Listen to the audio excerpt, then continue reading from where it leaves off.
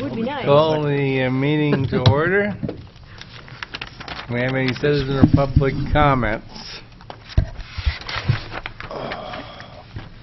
Hearing none, welcome everybody. Consideration of approval of the agenda. So move, Your Honor. Second. Clerk will call the roll. Starr. Aye. Yeager. Friesman. Aye. Hammond. Aye. Malero. Aye. The agenda is approved as submitted. Consideration of approval of the minutes of the July 20 and July 27 meetings.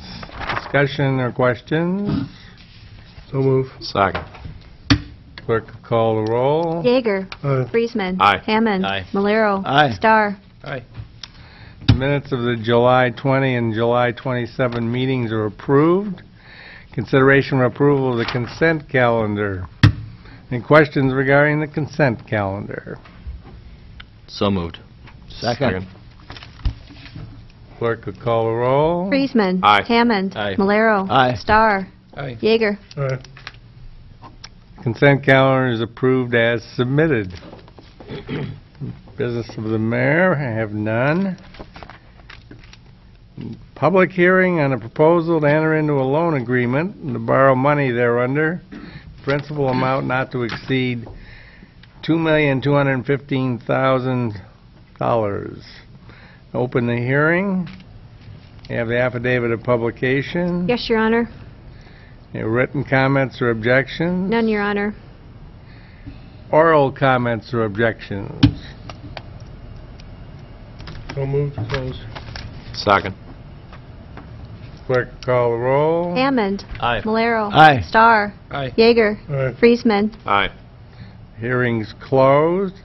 Consideration of Resolution 99-15, taking additional action on proposal to enter into a loan agreement authorizing the use of preliminary official statement in connection therewith and authorizing the call of the 2010A bond. Discussion. Yeah, we're looking to do a refinancing on our 2010 GEO bond for our permeable paving project, and at the same time we're issuing general obligation bonds for our upcoming water projects. So we're kind of doing that in tandem. So Paul Donna is here tonight from Robert W. Baird & Co., and will kind of fill us in. Good evening, Mr. Mayor and Council. I know you folks have studied this project for a long time, and what I'll do is just highlight a couple points on the finance plan and certainly answer any questions that you may have. As Stephen indicated, we're going to issue one bond issue for two purposes. One is to refund the 2010A bonds, and also to issue new money portion for the water projects that you have underway. And the entire term of the bond is going to be 14 years, but it'll be broken out for 10 years on the water project, and then 14 years, which is matching the existing or the original maturity on the old bonds that we're refinancing. So that original structure is being kept in place, except that we are going to shorten the average maturity a little bit. So the savings structure on the refunding is such that we'll try and maintain the payment that you currently have in place, accumulate all that savings, and use that to basically use it to shorten the existing structure. That, I think you'll get the biggest bang for your buck that way as far as total future value savings. So that's what Stephen and I had discussed, and I know that he's gone through it with you folks as well as to what the structure will look like. And the bond issue will be paid back from a combination of the existing revenue stream for that 2010 bond, which is the local option sales tax, as well as a debt service levy for the water portion going forward. It'll be a GO bond. It'll be backstopped by your general obligation pledge to levy taxes should all the balance of those revenues at least dry up. You'll have that backstop. So that'll garner you the best interest rate in the market to go along with the credit rating. You're currently A1 rated by Moody's. We've made that application, and we're currently in the process of scheduling a conference call with those folks to go over the city's credit for their independent evaluation. We're looking to price the bonds in mid-August, hopefully, still, if the timeline holds true. We're currently, as we updated the interest rates just last week, all else being equal, the true interest cost rate, which would be fixed on the bond issue, is a little over 2%, 2.17%. So if the bonds were priced today, that's roughly where it would come in. Closing would happen in early September, so you'd have the funds in your treasury in early September. I think those were the highlights I wanted to mention. The process of the bond issue will be Baird will underwrite the bonds and make the bonds available to all the local institutions and local bond buyers in the area.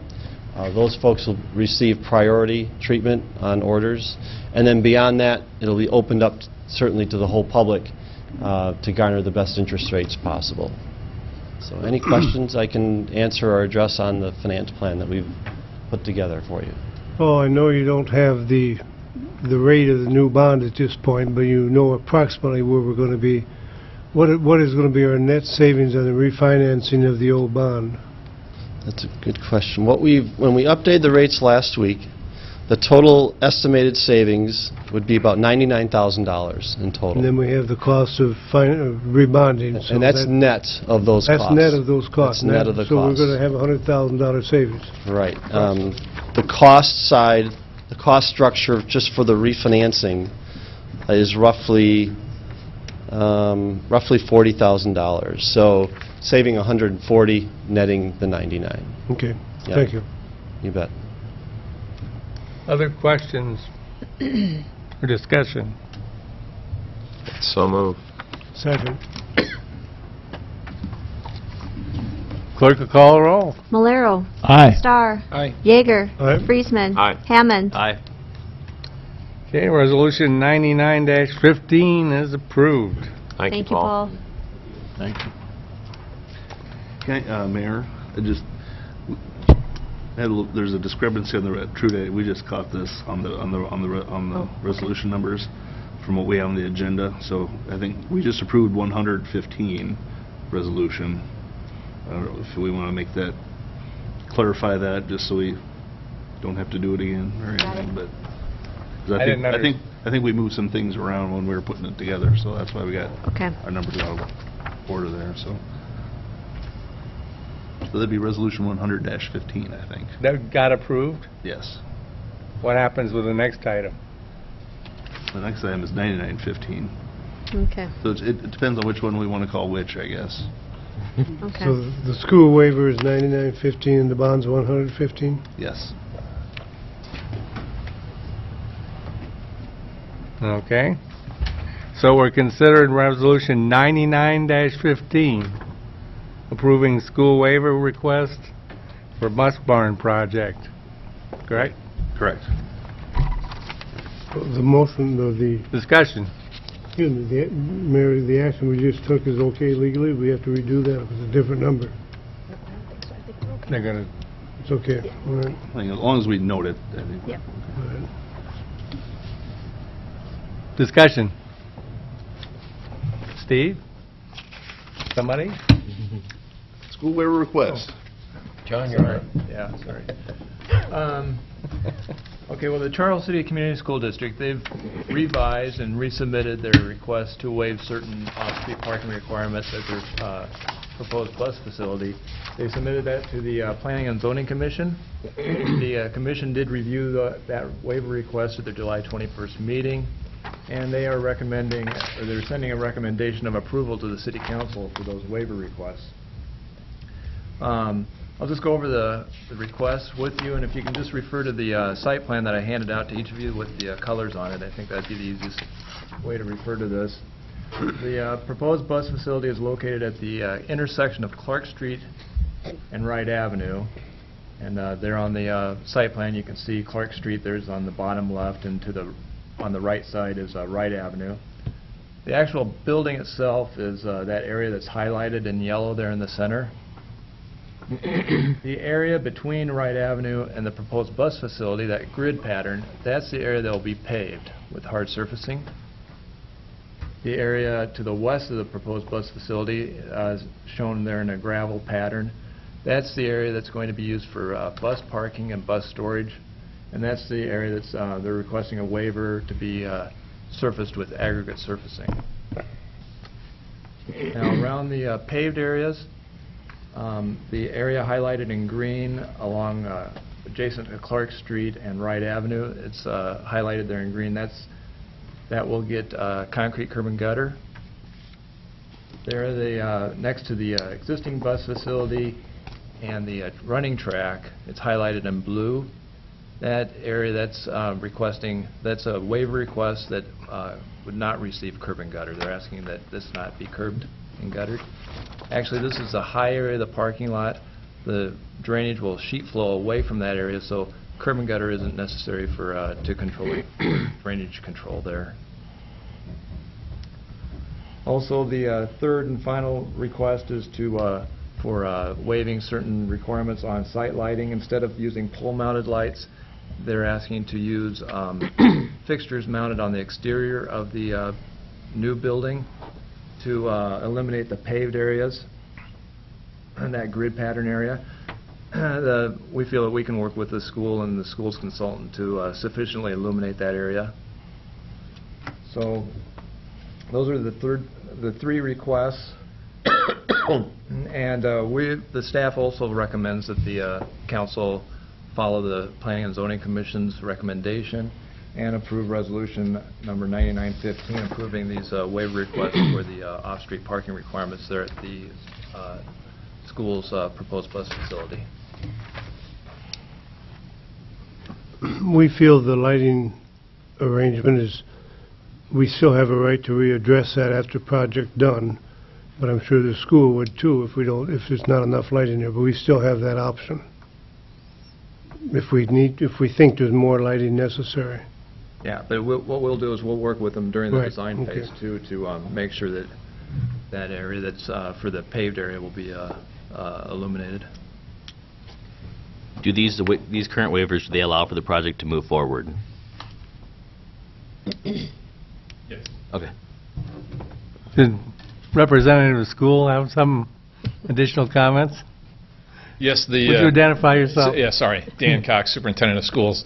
The waivers would allow us to continue moving forward. There's one additional request that you'll need to look at a work session first, but this does keep us on track to open a new facility in the summer of 2016. Okay.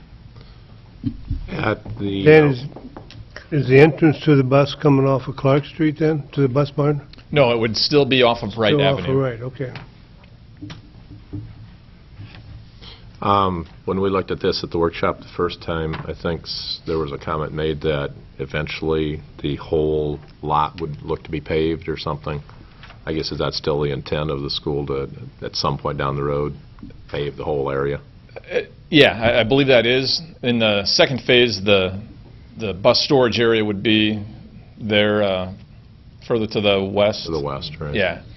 And so that still has been discussion on the second phase. Further questions or discussion? I'd so move for, is it 100-15? Nope, now? 99. 99-15. Second. Clerk will call roll. Starr. Aye. Yeager. Aye. Friesman. Aye. Hammond. Aye. Malero. Aye. Resolution 99-15 is approved. Consideration of the third and final reading of ordinance 1084 for rezoning. Discussion.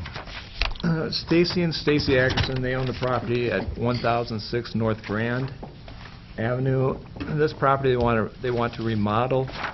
They want to place an insurance agency office on the first floor and a dwelling or an apartment on the second floor. So they've requested the property be rezoned from M2 to B3, Service Business District. The Planning and Zoning Commission met. They held a public hearing on the matter on Tuesday, June 23rd. The council, you've held a public hearing as well as you've completed the first and second readings of this ordinance. So we'd recommend approval of the third and final reading as well as authorization for the city clerk to publish the approved ordinance. Have you received any comments after the first and second readings? I have not. Okay. Then I'd so move for the third reading. Second. Clerk will call the roll. Yeager. Aye. Friesman. Aye. Hammond. Aye. Malero. Aye. Star. Aye. Okay, the third reading's approved. We'll have the third reading. Ordinance number 1084, an ordinance amending the zoning ordinance of the City of Charles City, Iowa to change the classification of a parcel from M2 General Manufacturing District to B3 Service Business District. Thank you. Consideration of motion to adopt and publish ordinance 1084. Discussion or questions? So moved, Your Honor. Second. Clerk will call roll. Friesman. Aye. Hammond. Aye. Malero. Aye. Star. Aye. Yeager. Aye. The ordinance is approved and adopted and will be published. Miscellaneous correspondence. I do have a thank you here from, where did it go? Here it is. The Floyd County Museum thanking us for our $2,000 contribution toward their fundraising efforts to do some stuff over at the museum. So they were very appreciative of that. Okay. City Attorney's report. Nothing? City Clerk's report. We will have a planning session on August 12th at 7 o'clock p.m. And I also want to remind anybody that's going to be running for office that the first date to file the papers is coming up here soon. So if you need to get some paperwork, let me know and we can get you some. There is a change this year. You will not be bringing any of your forms back to me. They all go over to Gloria, the county auditor. So, but I can help you get the papers, the forms if you need them. So. Okay. City Administrator's report. Just wanted to remind everybody I'm going to be out of the office the rest of the week, so if you need me, I'll have my phone, but don't call me. No, I'm just kidding. No, if you need me, but I'll be out of the office the rest of the week, so that's all I have. Board Commissioner Committee reports. Your Honor, as you know, I'm on the landfill committee. I've got to say it's nothing to do with the landfill, but I think we ought to extend this meeting a little so that Judy can have more time to think about her 50th wedding anniversary. You are so bad. I got a candlelight dinner waiting. Now, don't do that. That's all I got to say, Your Honor. The 50th wedding. That'll get in the Everybody paper. out there is thinking, oh, my gosh. Is there a motion to adjourn? So moved, Your Honor. Second. All those in favor signify by saying aye. Aye. Those opposed? We're adjourned. Thank you, guys. Anything we can do to help. Yeah. I appreciate that. Thank you very much.